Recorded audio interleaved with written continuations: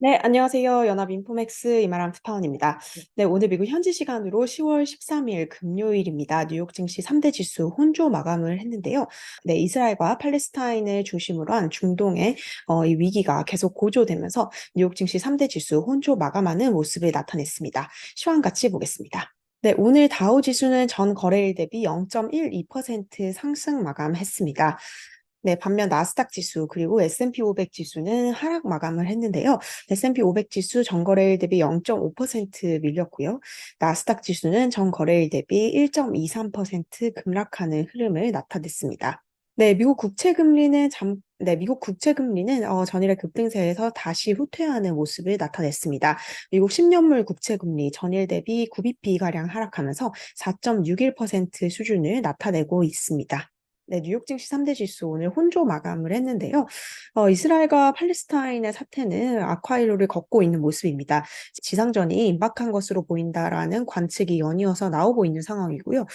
이에 따라서 주 초에는 다소 이 중동의 리스크를 조금은 무시를 해왔던 중동의 불안을 더 이상은 이제 무시를 하지 못하고 있는 모습입니다. 지금 또 주말을 앞두고 있는 타이밍이라는 점도 뉴욕 증시의 혼조세를 촉발을 했는데요. 이렇게 큰 리스크가 있는 상황에서 또 주말 동안 또 어떤 일이 벌어질지 굉장히 불확실한 상황입니다. 오버나잇 리스크가 높아졌다라고 하는데요. 금융시장에 휴장하는 주말 동안 이 중동의 위기가 또 어떻게 이어질지가 불확실하기 때문에 투자자들은 리스크를 줄이려는 움직임을 보이고 있는 것 같습니다. 오늘 이제 원자재 시장에서 금 가격이 3% 급등하는 모습을 보였습니다. 안전 피난처 자산에 대한 수요가 몰렸고요. 뿐만 아니라 유가도 6% 정도 급등을 하는 모습을 보였습니다. 이렇게 지금 월가는 격동의 한 주를 마무리를 하게 되었는데요. 네, 중동의 전쟁 소식은 더욱더 심각해지고 있는 상황입니다. 네, 지금 이스라엘군이 이 가자시티 내에 지상군을 투입할 것이다라는 관측이 나오고 있는 상황인데요. 이스라엘군은 성명을 통해서 가자시티 내 주민들에게 전원 대피령을 내렸습니다. 네, 이 성명은 이스라엘군이 조만간 팔레스타인 무장정파 하마스가 통치하는 가자 지구에 지상군을 진입시킬 것이다라는 전망이 나오는 와중에 발표가 되어서 더욱더 이목을 끄는데요. 네, 이스라엘군은 가자시티에 있는 주민 230만 명 중에 절반에 육박하는 110만 명에게 24시간 이내에 가자시티를 떠나 남쪽으로 대피할 것을 통보했다라고 밝혔습니다. 하지만 사실상 24시간 이내에 이런 대피가 이루어지는 것은 상당히 어려울 것으로 보이고요. 이에 따라서 이스라엘의 가자시티 지상군 투입을 강력하게 유엔에서는 이제 반대를 하고 있는 상황입니다. 네, 사상자는 계속해서 늘어나고 있는 상황인데요. 팔레스타인 보건국에 따르면 이번 가자 공격으로 인해서 최소 1,900명이 사망을 했다라고 합니다. 지난주 토요일부터 단 일주일 만에 이렇게 많은 사상자가 나오게 되었고요. 이 중에는 어린이 614명, 그리고 여성 370명이 포함이 되어 있고요. 뿐만 아니라 부상자는 7,696명에 육박하고 있다라고 합니다. 네, 비극적인 상황이 이어지고 있는데요. 이에 따라서 금융시장도 더욱더 이스라엘과 팔레스타인 이슈에 주목을 하고 있는 모습입니다. 네, 이 와중에 오늘 발표된 미국의 경제 지표 다소 부진한 수준으로 나타났는데요. 미국의 소비자 심리 지수는 5월 이후 5개월 만에 가장 부진한 수준으로 떨어졌고요. 동시에 미국의 인플레이션 기대치는 다시 급등했다라는 소식이 전해졌습니다. 미시간 대학교가 매달 집계하는 소비자 심리 지수와 기대 인플레이션 수치인데요. 10월 미시간대 소비자 심리 지수 예비치가 63으로 집계가 되면서 지난 5월 이후 5개월 만에 가장 낮은 수준으로 집계가 됐습니다. 바로 직전월 수치보다 무려 7.5% 급락을 한 수준이고요. 예상치에도 훨씬 못 미치는 숫자가 나왔습니다. 이외에 이제 향후 경제 여건에 대한 전망을 나타내는 소비자 기대 지수라든지 현재 경제 여건 지수도 전월에 비해서 크게 하락을 하는 모습을 보였고요. 미시간 대학교는 이 고물가에 따른 경제 주체들의 부담이 이어지면서 대부분의 경제 주체들이 좀 부담을 느끼고 있다라고 응답을 했다라고 얘기를 했습니다. 더 걱정스러운 점은 인플레이션 전망치인데요.